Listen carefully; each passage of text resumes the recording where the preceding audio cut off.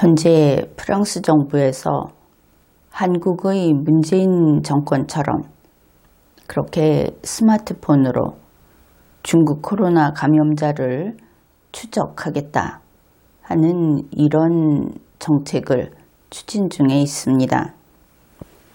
실제로 이번 4월 9일에 문재인 정부의 기획재정부 여기에서 밝힌 바에 따르면 한국과 프랑스가 이 문제를 가지고 화상 세미나를 했다.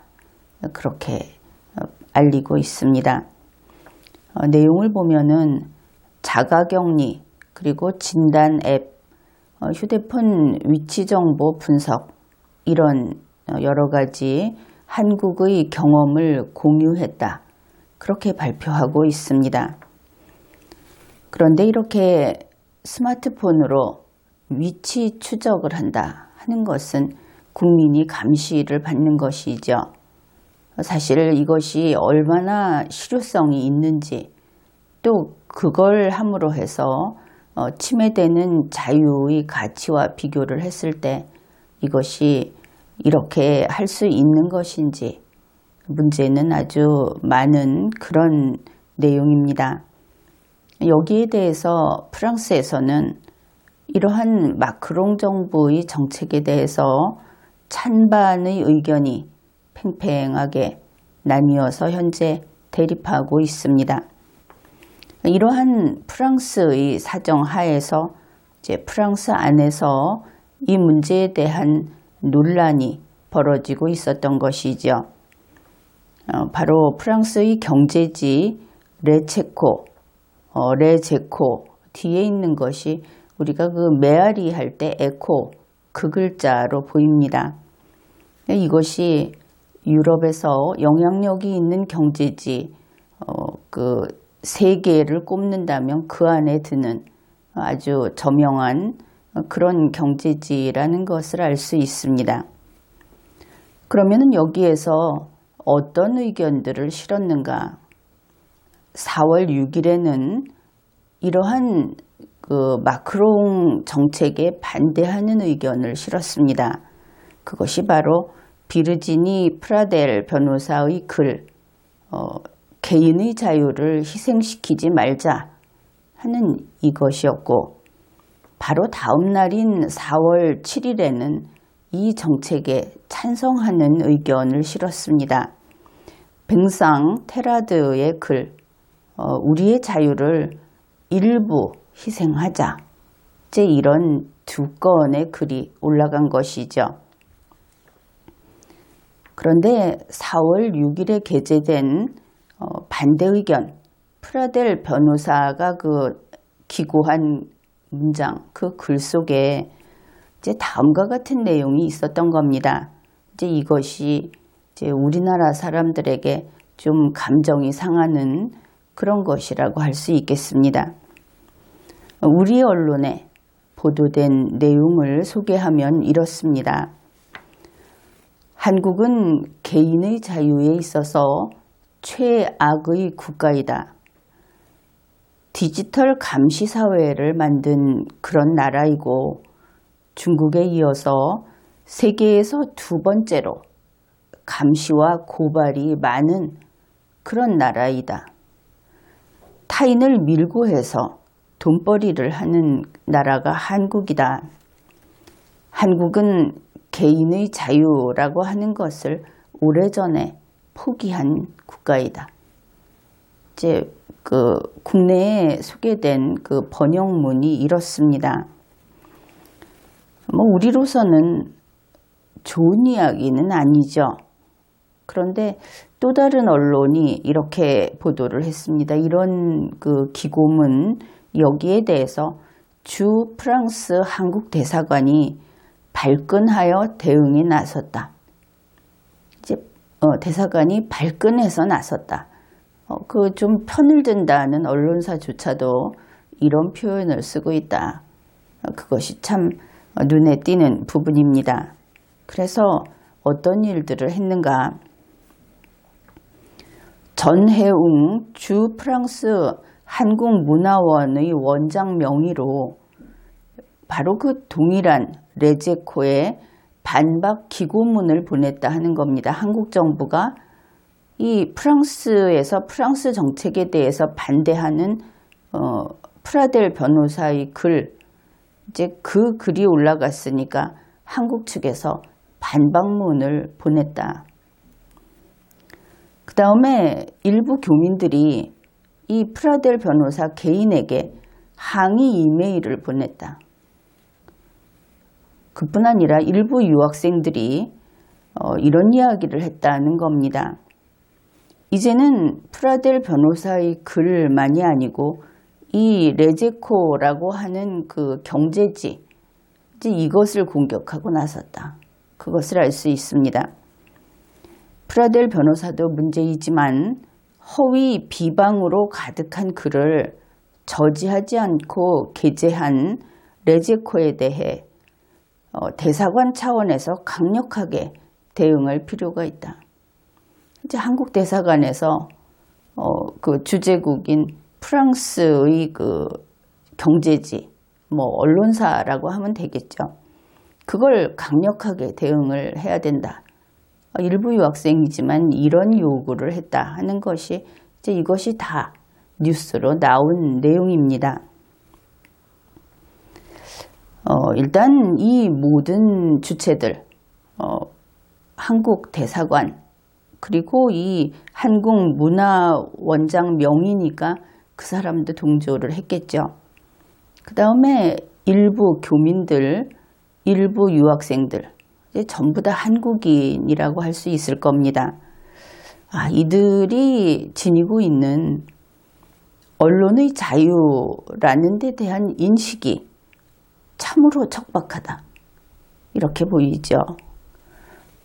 자기들 마음에 들지 않으면은 남의 나라 일인데 내 마음에 들지 않는 글은 쓰지 마라. 보도하지 마라. 이제 이렇게 입장을 바꿔놓고 생각하면 우리가 이제 팔이 안으로 굽지 않는다 하는 그 전제하에 하는 이야기입니다. 참 상대할 수 없는 저래 가지고 사회생활 하겠느냐 이 소리 들을 사람들이다. 그렇게 보이죠.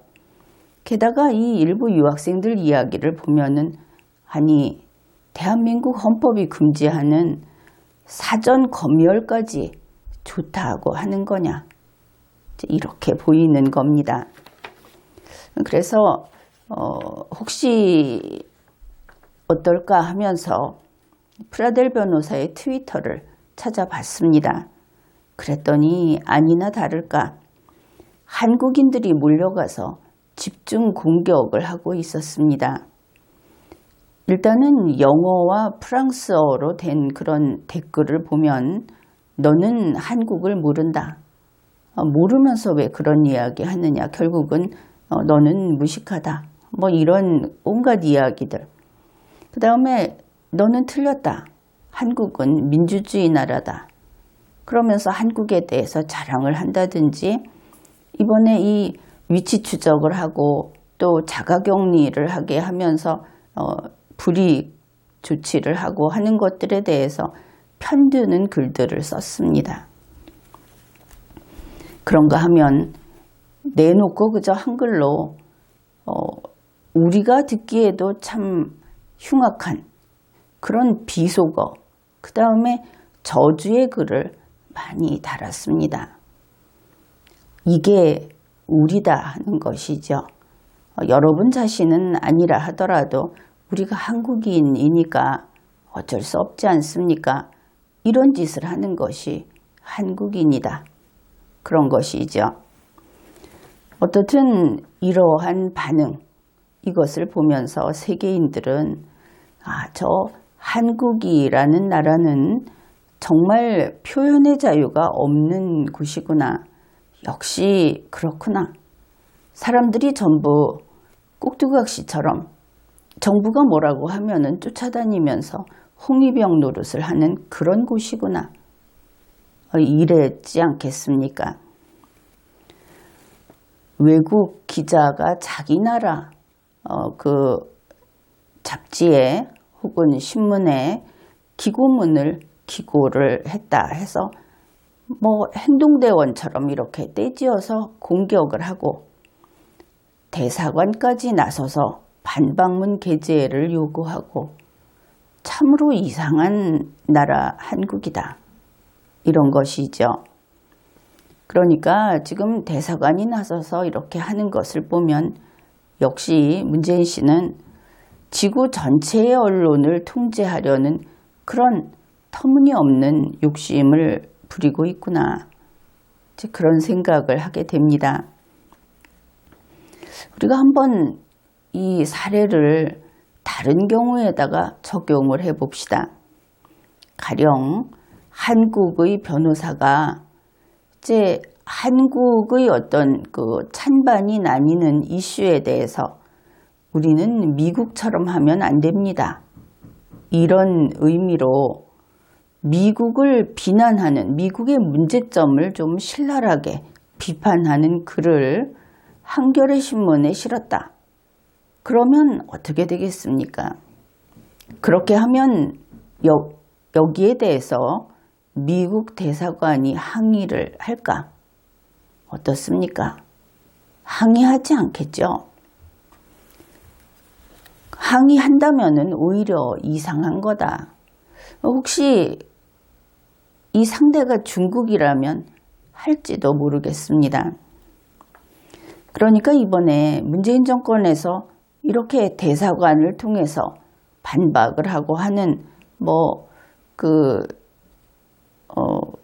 좀 깜짝 놀랐다는 듯이 혹은 아주 분개했다는 듯이 이런 반응을 보이는 이런 짓들이 자유세계에서 보기에는 대단히 이상한 겁니다. 그러니까 문재인 정권이 하고 있는 이런 것들이 지금 좌파짓 하고 있는 것이 아니다 하는 것이죠. 차라리 좌파하면 낫겠다. 이거는 보복 내지는 응징을 하는 바로 그때그때 이 최고존엄을 건드리지 말라 하는 이런 IS 노릇하고 있는 거다. 이제 그렇게 설명을 할 수 있겠습니다. 바로 이것이 남의 사상을 통제하고 있는 것인데 왜 이렇게 됐을까? 그것은 문재인 씨가 한국에서 늘상 해오던 짓을 이제는 그게 안 된다 하는 그 경계심이 아예 풀어져 버려가지고 이제는 다른 나라에 대고 이런 짓을 하고 있는 거다. 그렇게 볼 수 있겠습니다. 결국 이렇게 되면은 프라델 변호사가 한 말, 한국은 말과 행동의 자유가 없는 곳이다 하는 좀 우리가 보기에는 그렇게 딱 맞지는 않는 그 말이 이제는 세계에는 맞는 말로 돼버렸다. 그것을 알 수 있습니다.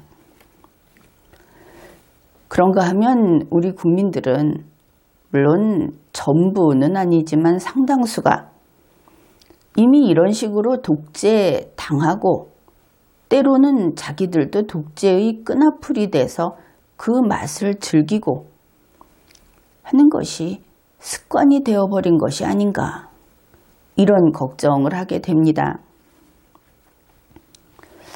그것은 이번에 대응하는 방식을 보면은 우리가 이런 걱정을 하는 것이 당연하다. 이제 그렇게 되는 것이죠. 가령 이 변호사가 이야기했듯이 한국은 이렇고 이렇다. 한국은 나쁘다.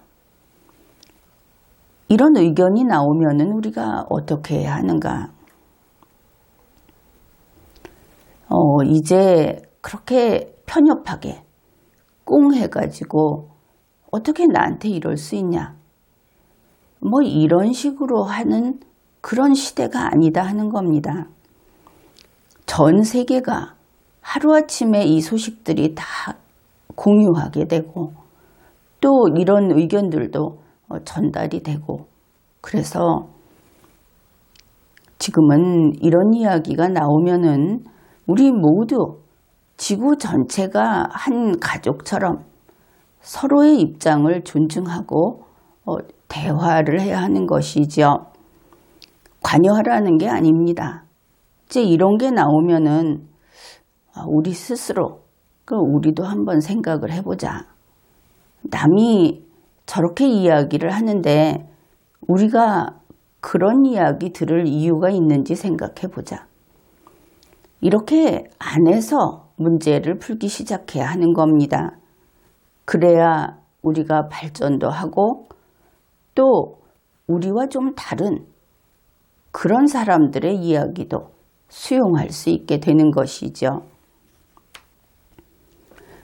21세기라는 이 시대적 환경 속에서 세계의 남들과 함께 살고자 한다면, 그렇게 살아남고자 한다면은 바로 이런 태도를 지녀야 하는 겁니다. 그런데 우리는 어떻습니까? 우리나라의 이야기를 하자 하는 겁니다. 우리는 이런 경우에 바로 윽박지르죠. 너와 내가 다르면 당신이 틀린 거야. 이런다는 겁니다. 또 심한 경우에는 이게 문재인 씨가 이런 병에 걸렸는데 그렇게 보이는데 아무도 나와 다르면 안 된다. 나와 다르면 그건 틀린 거다. 이런다는 겁니다. 바로 이런 것이 만연하는 세상이 우리 한국이다. 지금 우리는 도처에서 이런 것들을 보고 있다. 그런 것이죠. 국내적인 이야기를 해봐도 그렇습니다. 어떤 상대방이, 자기하고 대결을 할 상대방이 나타나면 그 굵은 방향을 보는 것이 아니고 지역 말단만 봅니다. 그냥 말로 트집을 잡아서 그것으로 승부를 보려고 기분 나쁘게 해서 상대방이 손해보게 하려고. 그러니까 심판 보는 사람들이 기분 나빠서 상대방에게 점수를 깎도록 하려고 이런 짓들을 하고 있죠. 그런데 이것은 이렇게 하면 안 됩니다. 이래가지고는 세계 속에서 공존할 수 없는 것이죠. 이번에 문재인 정권, 그리고 이렇게 부르기로 하겠습니다. 문재인 편의 국민들, 그것을 문편 국민.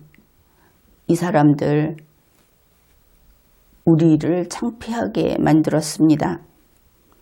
그렇게 부끄럽게 우리 국민들이 마음 아프게 그렇게 행동을 했습니다. 그러면 왜 그랬는가? 역시 가장 먼저 생각할 수 있는 것은 문재인 씨, 그리고 문재인 정권이 무식하고 탐욕스러운 삼류여서 그랬다. 이제 이렇게 생각을 하게 되는 것이죠. 한번 생각을 해봅시다. 지금 이 땅에서, 이 대한민국에서 우리 국민들은 얼마나 자유롭게 생각하고 자유롭게 말하고 그리고 자기가 옳다 하고 믿는 신념을 방해받지 않고 지킬 수 있는 것인가? 우리는 얼마나 다양한 의견이 용납되고 있는 것인가? 어떻습니까? 여러분은 여기에 대해서 고민을 많이 해보았습니까? 몇 가지 예를 들어보겠습니다. 문재인 씨는 이런 이야기를 합니다. 대한민국이라고 하는 국가는 중국 상해에 있다가 소멸된 상해 임시정부, 바로 그것이다. 거기에서 시작했다 이러다가 이번 4월 11일에는 바로 그것이다. 이렇게 말을 했습니다. 이제 곧이어 그 내용을 볼 겁니다. 그래 놓고는 이것을 우리 국민에게 이렇다고 생각해라. 이렇다고 믿어라. 이렇게 강요하고 있는 것이죠. 우리들 머릿속에 문제의식가 들어와 있다 하는 겁니다. 상해 임시정부라고 하는 것이 옳은 표현이죠. 왜냐하면 시대적으로 상해 임시정부가 아니면 그것일 수 없기 때문에 그렇습니다. 이것은 물론 학문적으로 그 근거가 있는 이야기입니다. 그런데 우리나라에서는 이 명칭을 상해 임시정부가 세상에서 사라져버려서 더 이상 존재하지 않는, 그리고 상당한 시간이 흐른 그때 대한민국 임시정부라고 이름을 바꿔놓았습니다. 물론 대한민국이라는 실체가 있으니까 이것은 훨씬 더 그럴싸하게 들리죠. 그런데 어떤 문제가 있는가? 국민들은 대한민국 임시정부라고 이름을 바꾼 상해 임시정부와 지금 우리의 유일한 조국 대한민국 사이에 아무 관계가 없다. 완전히 단절된 남남이다 하는 것을 정확히 모르는 겁니다. 이름도 비슷하지 않습니까? 그런데 그것을 2020년에 와서 문재인 씨는 그게 그거야. 이렇게까지 이야기를 한 겁니다. 그것을 한번 살펴보기로 합시다. 2020년 4월 11일 청와대 게시 자료입니다. 문재인 씨가 이렇게 말을 했습니다. 1919년 4월 11일 대한민국 임시정부는 일제에 빼앗긴 우리 민족 반만 년의 역사를 이어 민주공화국 대한민국을 수립했고, 그런데 그때 민주공화국 대한민국을 수립했다 하는 것도 역사 자료를 보면 이것이 징검다리 건너뛰는 것보다 훨씬 건너뛰어서 가장 그럴싸한 것만 모아놓은 겁니다. 이것은 나의 책을 참고하면 될 겁니다. 이제 이런 이야기를 했는데 우선 봅시다.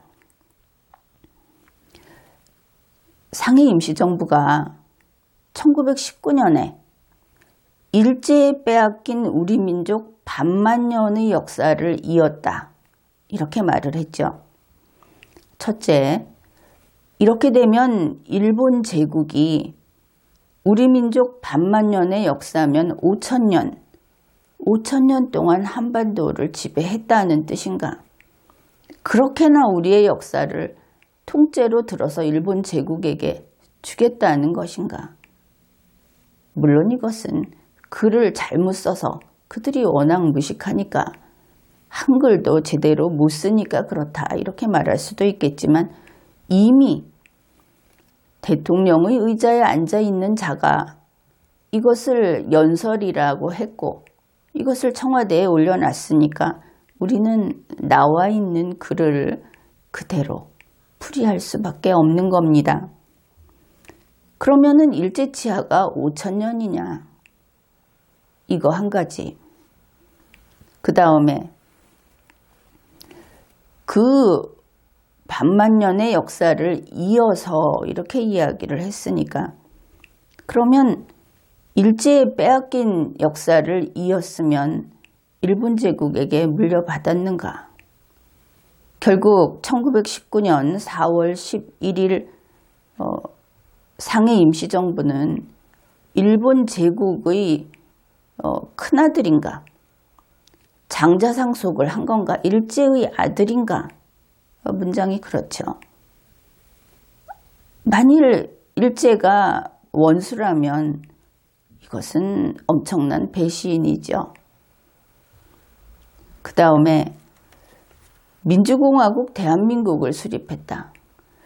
그때 상해 임시정부는 국가를 수립한 적이 없습니다. 그냥 임시정부로 끝난 것이죠. 뭐 한 가지만 이야기하면 이들은 이 한반도 땅을 일제와 싸워서 빼앗아서 다시 쟁취를 하게 되면 바로 그날이 오면 국가를 세우겠다 그랬습니다. 그들은 끝끝내 한반도 땅을 되찾지 못했습니다. 그리고 그 전에 해체되었죠. 왜냐하면 연합군이 한반도로 귀환하는 조건으로 군대는 들어올 수 없다. 군대를 가지고는 들어올 수 없다. 그래서 중국에서 해체하고 민간인 신분으로 개인 신분으로 돌아오게 됐습니다. 그래서 그때 아예 없어진 겁니다. 물론 1945년 8월 15일 이후에도 3년이 지나서 대한민국이 건국이 되었죠. 따라서 상해 임시정부가 대한민국을 수립했다 하는 것은 아예 역사에 맞지 않는 이야기를 하는 겁니다. 그 다음에 문재인 씨는 또 이런 이야기도 했습니다. 대한민국 임시정부는 세계사에서 전무후무한 27년간의 독립운동을 전개했고 기어코 해방과 자유를 쟁취하여 오늘의 민주공화국 대한민국으로 이어졌습니다. 어떻습니까? 앞에서 민주공화국 대한민국을 수립했다. 그게 지금 우리나라를 가리키는 것이 분명하죠. 어떻게 진작 죽어 없어진 임시정부가 지금의 이 나라를 세웠다고 하는 겁니까? 나라를 도둑질해도 정도가 있지. 그 다음에 그 상해 임시정부가 세계사에서 전무후무한 27년간의 독립운동을 했다 그러는데 이거 어디서 보고 누가 써줘서 이런 이야기 하는 겁니까? 그거 그런 일 없죠. 아니 우리 국회에서 보관하고 있는 자료에서 이거 아니다 하고 나와 있지 않습니까? 어떻든 이거 사실이 아닙니다. 27년간 독립운동 계속해서 한 일 없습니다. 기어코 해방과 자유를 쟁취했다. 상해 임시정부가 해방과 자유를 쟁취했다. 이것도 아니죠. 그들이 2차 세계대전의 승리자였습니까? 우리는 점령지였습니다. 그렇죠. 하여간 문재인 씨 이렇게 역사에 대해서 이야기할 때마다 참 조마조마한 것이 너무나 토대가 없다.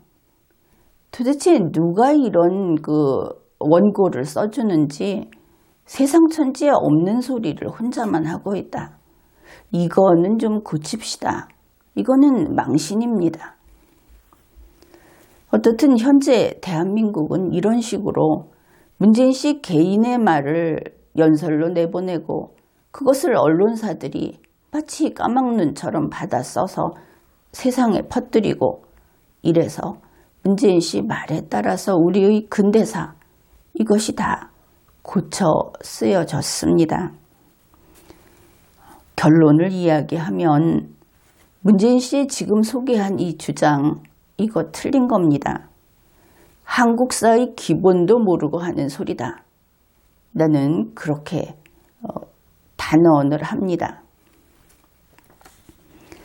이제 문재인 씨만 이렇게 자기 마음대로 우리의 역사를 자기 머릿속에서 만들어서 이렇게 쓰고 말하고 하느냐 하면은 이것은 더불어민주당도 다를 바가 없습니다. 2020년 2월 4일 더불어민주당의 원내대표가 언론사와 인터뷰를 했습니다. 그가 이런 이야기를 한 것이죠. 4.15 총선이 끝나면 그 다음에 토지 공개념을 도입하는 그런 헌법 개정을 해야 한다. 헌법에다 아예 못을 박겠다 하는 것이죠. 토지 공개념이라고 하는 것이 해석으로 보완이 되는 것은 괜찮지만 이것이 헌법에 들어갔을 때는 그러면 사유재산제라고 하는 제도적 보장과의 관계는 어떻게 할 것인가? 과연 그거 알고 이 이야기하는 것인가? 더불어민주당 원내대표는 헌법 개정을 하면서 권력체계도 바꾸고 기본권도 바꾸고 사회 경제적 질서도 바꾸고 포괄적으로 바꾸겠다 이렇게 말을 했습니다. 결국 이렇게 되면 아예 이 나라의 기본 이념, 사상을 문재인 씨 그리고 더불어민주당이 정하겠다는 것인가? 그렇게 볼 수 있죠. 그런데 이 사람들, 이 나라는 그렇게 세워진 나라가 아니고 21세기는 국가를 그런 식으로 그들이 하는 것은 기껏해야 정부가 되겠지만 정부를 그런 식으로 운용하는 시대가 아닙니다. 아니 우리는 건국 당시부터 국가를 이런 식으로 1인 치하에 이렇게 두지 않았던 것이죠. 어째서 이렇게 엄청난 착오를 하고 있는지 그리고 이들이 하는 말들 이게 바로 독재다 하는 겁니다. 그것도 전체주의적인 독재. 또 지금 하는 짓들을 보면 왕의 재림 이것을 알 수 있죠. 이번에 마침 프랑스에서 대한민국 저 나라는 자유가 없는 곳이다. 이런 이야기를 하는 바람에 우리가 정말 해야 할 그런 본질적인 이야기를 이렇게 하고 있습니다. 우리는 프랑스 하면 라 마르세이에즈 또 세계 인권선언 이런 것들을 떠올리죠. 프랑스는 알다시피 자유라는 것을 제1의 가치로 인정하는 그런 국가입니다. 그들은 보면은 참 국가체제에도 2중, 3중으로 돼 있고 사람들이 하는 것도 저렇게 살아서 될 것인가 그렇게 보이는 면도 있습니다. 그럼에도 불구하고 철학을 하는 사람들이 있고 또 사상의 줄기를 잡고 있는 사람들이 진득하게 그 나라를 유지하고 있는 것이죠. 이번에 중앙일보에서 주한 프랑스 대사하고 인터뷰를 한 그런 기사를 실었습니다. 그런데 그 프랑스 대사가 고양이를 안고 있는 그 그림 이것을 놓고 이제 사진 설명을 다음과 같이 하고 있습니다. 필립 르포르 주한 프랑스 대사와 반려묘 뉴턴, 키우는 고양이 이름이 뉴턴인가 봅니다. 르포르 대사는 우리 대사관의 말썽장이라고 하면서 그 애정이 듬뿍 시선을 그 고양이에게 보냈다. 그 대사 뒤로 서예 작품 자유가 보인다. 이제 자유라는 글자가 쓰여 있는 것이죠. 자유, 평등, 박애로 대표되는 프랑스와 한국 서예의 만남이다. 그래서 이 프랑스 대사 뒤에는 한자로 자유 이렇게 단 2글자만 쓰여 있는 액자가 걸려 있었습니다. 바로 그 액자 앞쪽에서 고양이를 안고 포즈를 취한 것이죠. 이 액자는 대단히 컸습니다. 르포르 대사 키에 보기에는 거의 한 3분의 2 정도 돼 보이는 그 정도의 그 대형 액자였습니다. 그래서 그것을 보고 프랑스 대사관에서는 저렇게나 큰 자유라는 것, 그 자유 글자를 걸어뒀구나. 이런 생각을 했습니다. 그러니 저 사람들은 참으로 자유를 좋아하는구나. 이런 것이죠. 그럼 우리 한국은 어떻겠습니까? 우리가 가지고 있는 자유의 크기는 지금의 상황을 보면은 그저 명함 한 장 정도 되지 않는가? 그렇게 볼 수 있겠죠.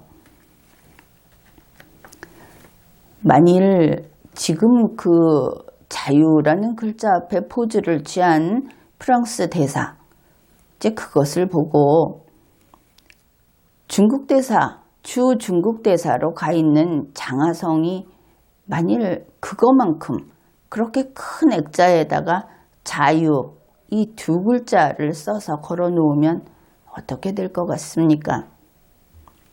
아마 바로 시진핑에게 쫓겨나겠죠. 그러면 이렇게 큰 자유라는 액자를 걸어 놓고 그 앞에서 포즈를 취한다는 것이 외교적 의미가 있구나. 그런 생각을 하게 되죠. 그렇습니다. 바로 그 액자는 그런 메시지를 담고 있다. 이제 우리가 그렇게 읽어내야 하는 것이죠. 그리고 보면은 우리 한국에 와 있는 그 외교관들이 우리 한국을 잘못 알고 있는 것 같다. 이제 이런 부분을 이번에 다시 한번 생각을 해보았습니다. 여러분 어떻습니까? 여러분 개를 더 좋아합니까? 아니면 고양이를 더 좋아합니까? 우리 한국인들은 그 감성이 많이 다르죠. 서양인과도 다르고 심지어 일본, 중국인들하고도 다릅니다. 그런데 요즘에 보면은 문재인 씨가 고양이를 안고 쇼를 하는 바람에 얼마 전에 보면은 미국 해리스 대사도 고양이를 안고 나와서 국민들 앞에 흔들어 대고 이번에 프랑스 대사도 고양이를 안고 나와서 보여주고 있습니다. 그런데 우리 한국인들은 전통적으로 강아지를 더 좋아한다 하는 것이죠. 고양이를 좋아하는 것은 사실은 일본풍입니다. 언젠가부터 갑자기 청년층 그리고 문재인 씨 쪽 그런 쪽을 먼저 해서 이 고양이 선풍이 불고 있는데 예전부터 어른들이 하는 말이 고양이는 재수없다. 이런 말이 있습니다. 지금은 많이 바뀌었다 하더라도 한국인의 취향이라는 것이 있는 것이죠. 아마도 이 외교관들이 문재인 씨 때문에 잘못된 메시지를 받은 게 아닌가 그렇게 보입니다. 이와 비슷한 것이 하나 더 있는데 한국인들은 대중이 보는 앞에서 그 양치하는 모습을 절대 안 보여줍니다. 그러니까 칫솔질을 하고 그 치약이 있는 그런 것을 막 보여주는 요즘에는 유튜브에서도 이런 걸 보여주고 그러는데 한국인들은 그럴 때 완전히 입맛 떨어진다 그러죠. 예의가 아닌 겁니다. 현재 보면은 우리의 문화에 맞지 않는 서양식 혹은 일본식이 들어와서 한국인들이 거꾸로 흉내를 내면서 어색한 그리고 우리 문화권에서는 그것을 기피하는 그런 것들을 오히려 한국 문화인 것처럼 그렇게 잘못 소개하고 잘못 받아들이는 것을 종종 보고 있습니다. 어떻든 프랑스 이야기를 이제 이렇게 해 보았는데 그리고 보면은 지난번에 문재인 씨가 프랑스 갔을 때 마크롱 대통령 부부가 보여준 방이 바로 나폴레옹 방, 나폴레옹 3세 그리고 드골 대통령 방 이랬죠. 그거 모두 독재자들이고 그리고 그 말로가 별로 좋지 않았던 이제 그런 인물들입니다. 드골 하면은 좋게 생각할지 모르겠는데 뭐 대표적으로 오공화국 이런 거 아닙니까? 여기에 대해서는 리마연의 지난 강의를 참조하면 되겠습니다. 그러니까 마크롱 부부가 문재인 씨 부부를 대우한 그런 것도 그렇고, 지금 프랑스 대사 한국에 아주 호의적인 것처럼 이야기를 하지만 뜯어보면 꼭 그런 것도 아니고, 또 프랑스 언론에서 보이고 있는 그 반응도 이렇고, 그래서 이것이 또 비단 프랑스만 그런 것도 아닙니다. 결국 지금 세계의 문명국들은 대한민국이 현재 자유 실종 상태에 있다 하는 것을 다 알고 있는 것이 아닌가, 그런 생각을 하게 됩니다. 이 자유 제한, 그것도 너무나 과도하고, 그리고 문재인 씨 한마디로 문재인 정권이 그냥 국민에게 물어보지도 않고 자유 제한했다, 그렇게 이야기를 하면은 이제 이런 항의가 있을 겁니다. 중국 코로나 비상사태인데 그러면 어떻게 하냐, 이제 이런 이야기를 할지 모르겠습니다. 이제 그런 말을 하는 국민에게 이렇게 답변을 하면 되겠죠. 자유라고 하는 것은 바로 그런 때, 이런 비상사태 때, 그때 시험을 받는 것이다. 그렇죠. 건강하면 건강이 문제가 되지 않습니다. 그런 것이죠. 그렇기 때문에 바로 지금과 같은 때에 우리는 자유를 지켜야 한다 하는 겁니다. 자유가 얼마나 중요한가. 자유가 시험을 받게 됐을 때, 시련에 처했을 때, 그러면 프랑스는 어떻게 하는가? 자유를 제1의 가치로 삼는 그들은 어떻게 하는가? 그 이야기를 해봅시다. 가령 이런 경우라고 생각을 해보기로 하죠. 지금 자유를 제한하지 않으면 10만 명이 죽는다. 이제 이런 경우라고 생각을 해봅시다. 자유냐, 10만 명의 죽음이냐. 이러면 프랑스는 바로 자유를 포기하고 10만 명을 구하겠다 이러는 것이 아니고, 자유를 지키기 위해서 싸웁니다. 싸우다가 10만 명이 죽는 것이죠. 앉아있다 죽는 것이 아니고, 그리고 나서는 자유를 지켜내고 죽은 10만 명을 다 같이 애도하는 겁니다. 우리는 이렇게 자유를 지켰다, 이러는 것이죠. 이것이 지금까지의 프랑스였습니다. 세계가 기억하는 프랑스였던 것이죠. 그러나 2020년 현재 프랑스의 대통령은 젊은 마크롱입니다. 그는 자유와 죽음과 사이에 둘을 나란히 천칭저울에 올려놓고 저울질을 하고 있습니다. 지금까지의 프랑스는 자유와 다른 어떤 것을 천칭저울에 올리지 않았죠. 무조건 자유였다. 그것을 지키다 죽을지언정 죽지 않기 위해서 자유를 내줄까를 고민하지 않았다, 이런 겁니다. 그러나 젊은 마크롱은 자유와 다른 어떤 것을 대등하게 놓고 지금 저울질하고 있다. 이것은 아주 큰 차이가 나는 겁니다. 바로 그래서 현재 프랑스에서 자유가 심하게 시험을 받고 있는 겁니다. 여기에 대해서 프랑스 지식인들이 거세게 반대를 하는 것이죠.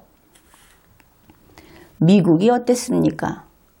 지난번에 여기에 대해서 이야기를 안 했는데, 문재인 씨 그리고 한국 측의 친문 언론들은 몇 번이나 이야기를 했습니다. 미국이 전면 통제하지 않고 있다가 이렇게 피해를 키웠다. 그때도 리마연에서는 그렇게 보지 않았습니다. 자유세계의 방식은 바로 그런 것이다. 실제 미국인들은 여기에서 보듯이 트럼프가 그때 잘못했다고 하는 사람들 의외로 많지 않습니다. 봉쇄 안 했다 하는 것이죠. 지금 프랑스에서는 이동 제한하고 있는 것이 봉쇄하는 거하고 뭐가 다르냐. 이동 제한하는 것이 휴대폰 위치 추적하는 그런 통제와 무엇이 다르느냐 이런 소리 하는데 다른 겁니다.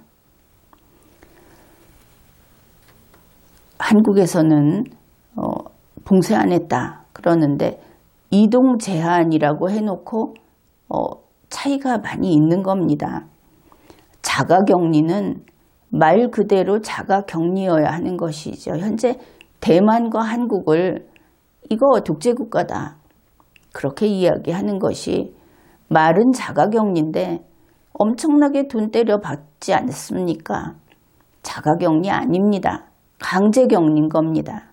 그 대신에 따로 데려가서 하는 것도 아니고 자기 집에 강제격리 되는 겁니다.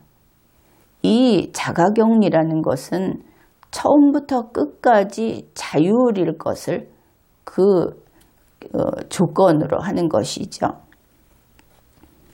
한국은 이렇게 자가격리 어기면 추방까지 하고 또는 돈을 내라 이렇게 하고 거기에 더해서 디지털 감시까지 하고 있죠. 이거 엄청난 겁니다. 이 자유세계에서는 이 어려움을 같이 이겨내자. 말은 문재인 씨도 이렇게 하는데 그 내용이 완전히 다른 것이죠. 영국의 엘리자베스 여왕이 한 말을 보고 상당히 감동을 했습니다. 총리가 중환자실에 들어가는 그런 상황에서 엘리자베스 여왕은 이렇게 이야기를 했습니다. 우리의 후세들이 우리들을 용감한 선조였다. 이렇게 말을 할 것이다. 이게 여왕의 말입니다. 그래서 우리는 지금 이 중국 코로나라고 하는 전 세계적인 그 어려움에 처해 있는데 이 상황에서 고민하고 그리고 논의를 거듭해야 했었던 것입니다. 그것을 문재인 씨가 막아버렸죠. 문재인 씨는 이제는 우리 모든 국민이 그를 외면하고 있다. 이거 알아야 합니다. 국민 목숨을 200 가까이 뺏기고도 자화자찬하기에 바쁜 인간. 그리고 문재인 씨 아내 그 청와대에 가서 그 짜파구리 먹었던 사람들. 일반 국민들도 그들만큼은 이제 인간도 아니다. 그렇게 말할 수밖에 없는데 바로 그날 우리 국민이 죽었는데 중국에서 온 이 역병 때문에 국민이 죽었는데 입에 짜파구리 퍼 넣으면서 깔깔거렸다. 인간도 아니다. 국민들 뇌리에 팍 하고 박혀 있는 겁니다. 그런데 이 문재인 정권 그리고 여당이라고 하는 더불어민주당을 포함해서 이들이 하는 짓이 더더욱 어이가 없는 것은 자기들이 뭔가 해놓고는 자기들이 채점을 합니다. 그리고는 항상 95점이다. 이러는 것이죠. 이렇게 평가하는 법이 세상에 어디 있답니까? 다시 이 자유라는 것을 좀 더 이야기를 해봅시다. 프랑스 사람들 뭐 그렇게 인간성이 좋다 이렇게 소문나지 않았죠. 그들은 가장 그 공산국가하고도 거래를 잘하고 돈 벌기 위해서 프랑스의 이익을 위해서는 인종차별도 마구 합니다. 그렇지만 그런 반면에 그들은 자유를 지키기 위해서는 그 무엇이라도 나머지 것들을 다 버린다 하는 겁니다. 자유를 최우선으로 여기면서 지금까지 살아왔다. 사실 그들은 그거 하나로 인정을 받는 겁니다. 그들이 얼마나 그 자유를 지키고 자유를 추구하는가. 이것은 프랑스 혁명을 대하는 그들의 태도에서 확인할 수 있습니다. 프랑스 혁명이 무엇입니까? 이것은 전 세계 다른 나라들조차도 그것을 함부로 건드리지 못하죠. 어떤 의미에서는 좀 숭고하게 여겨진다. 이렇게 인정을 받는 프랑스 대혁명, 그것을 적나라하게 해부해서 분석을 한 것이 바로 프랑스 사람들입니다.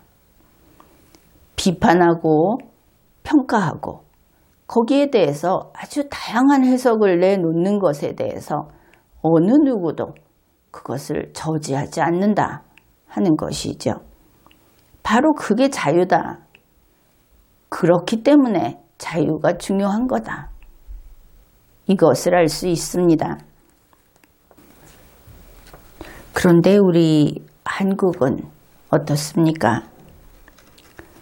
우리의 경우에는 과거사들이 아주 많이 그것도 계속 개발을 해내는 것 같죠.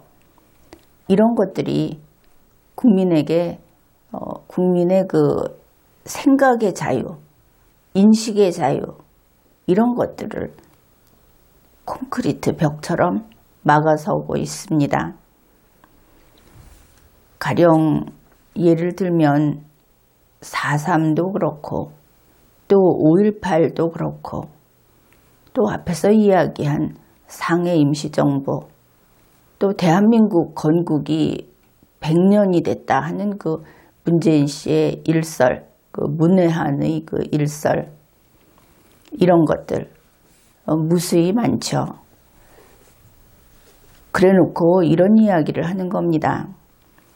문재인 씨가 문재인 정권이 그것은 이것이다 라고 했으면 이것이다.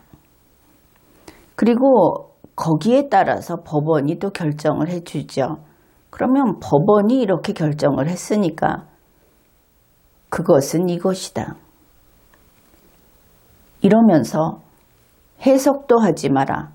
여기에 토 달지 마라. 연구도 하지 마라. 이러고 있는 겁니다. 그리고 그들의 말을 안 들으면 또 법도 만들어서 처벌을 하겠다. 이러고 있습니다. 이러고 보면은 여기가 아프리카인가? 이게 무슨 문명국가인가? 그런 생각을 하게 되죠. 우리가 이 자유라는 말을 쓰는데 영어로 자유는 구분을 해서 써야 합니다. 예전에 이야기를 한 적이 있습니다. 우리 자유세계에서 말하는 자유는 프리덤이라고 씁니다. 이렇게 프리덤이라는 관점에서 봤을 때 문재인 정권은 민주주의 아닙니다. 또 좌파들의 입장에서는 자유를 뭐라고 하느냐 하면은 억압으로부터 해방되는 것이 자유다. 그렇게 이야기를 하고 바로 그 개념이 리버티 또 그와 관련해서 리버럴 이런 말을 쓰는 겁니다. 그러고 보면은 과거에 자유한국당의 영어 명칭에 이 리버티가 들어가 있었는데 이것은 좌파 용어를 붙였던 것이다 하는 것을 알 수 있죠. 그러나 그것을 탓할 것은 없습니다. 우리 한국에서는 이 개념이 그렇게 정립되어 있지 않고 사람들이 잘 모르고 있어서 그럴 수 있다 하는 것이죠. 이제 우리가 바르게 쓰기로 합시다. 어떻든 이 좌파들, 리버티라고 하는 좌파들, 그들의 목적이 문재인 씨의 그 억압 아래로 기어 들어가는 그것이었는가? 우리가 이렇게 질문을 해야 하는 것이죠. 아마 그렇지는 않겠죠. 그렇다면 지금 좌파는 투쟁력을 잃고 죄다 죽은 거냐? 이제 그 다음 두 번째 질문을 하게 되는 겁니다. 왜냐하면 그들도 이제 돈독이 올라서 좌파 때려친 거냐? 사실 좌파는 소수로서 존재할 필요는 있습니다. 그들이 악하지 않고 국가를 부정하지 않으면서 소금과 같은 존재가 되겠다 하면은 소수 있어도 되겠죠. 세상에 그렇게 순수한 정치 집단은 없지만 문재인 씨하고 정부 여당 이렇게 말하는 더불어민주당, 이들은 우리 국민의 정신적 자유를 지금 보면 아예 일체 다 억압하고 있다. 그렇게 말을 할 수 있습니다. 왜냐하면 공적인 그 공공의 구간에서 국민이 자유롭게 생각하고 말할 수 없다면 일체 다 억압을 하는 것이죠. 그 다음에 다른 자유도 역시 억압하고 있다. 이렇게 말을 할 수 있겠습니다.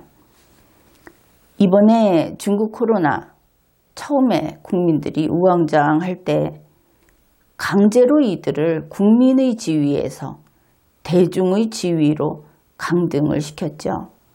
그래놓고는 이랬습니다. 집에서 나오지 말고 죽어라. 이건 조금 과장이 됐는데 사실 결과적으로 그렇게 됐기 때문에 이렇게 말을 합니다. 그런데 우리 국민들은 그 말에 따랐죠.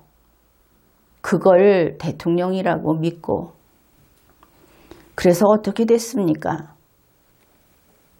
일반 의료 시스템이 다 멈춰서고 이렇게 되니까 병원에 못 가서 죽고 병원에 갈 때를 놓쳐서 죽고 그렇게 죽은 사람이 많았습니다. 그랬더니 문재인 정권 여기다 대고 뭐라고 했습니까? 아, 그 사람들 노인이었어. 그 사람들 원래 병이 있어서 그랬던 거야. 아니죠. 그건 아니죠. 문재인 정권이 이런 소리 한 거 천벌을 받을 겁니다. 그런데 이렇게 음으로 양으로 압박을 받으니까 국민들이 슬금슬금 뒷걸음질을 칩니다. 문재인 씨가 한 말 그대로 하지 않으려면 해석도 하지 마라. 시키는 대로 하지 않으면 돈 뺏을 거다. 이러니까 나는 아무 말도 안 했다 이러면서 빠져나갑니다. 이렇게 되면 국민이 이렇게 허약하고 비겁하고 무책임해지면 그러면 자유는 누가 지킵니까? 정부는 끊임없이 국민의 자유를 침해하는데 그리고 자유, 인권 이런 거 팔아서 처음에 보궐 대통령이 된 소위 인권 변호사 문재인 씨는 지금 그 누구보다도 더 국민의 자유를 억압하고 있습니다.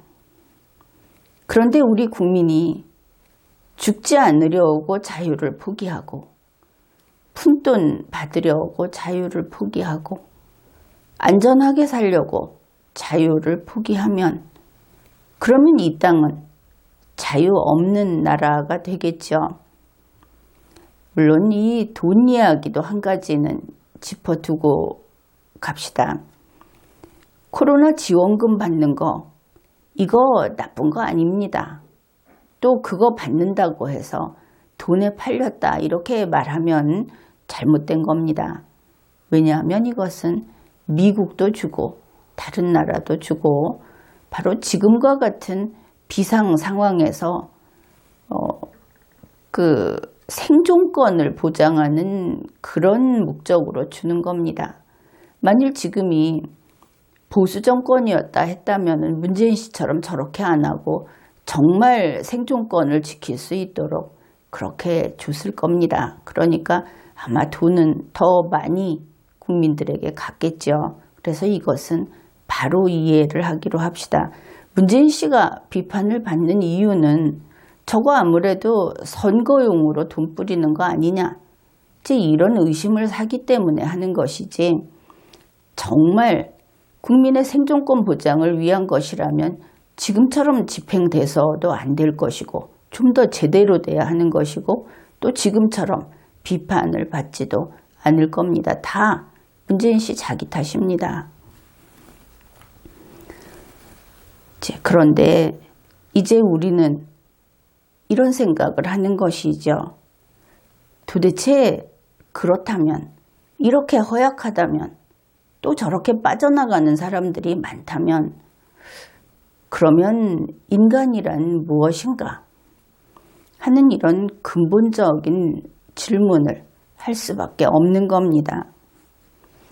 그러니까 자유를 지키겠다 하는 의지가 없다면, 그러면 인간은 왜 어째서 존엄한가? 이런 것이죠. 이번에 그 프랑스 변호사가 우리에게 정말 정신 번쩍 드는 그런 화두를 던져준 겁니다. 이제 우리가 정신을 차려야 하지 않겠습니까?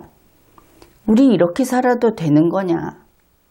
지난 근 4년 자유가 이렇게 무너지고 우리의 하나밖에 없는 대한민국의 시스템이 이렇게 망가지고 있는데 우리 너무 순하게, 착하게 그렇게 살아온 거 아닌가?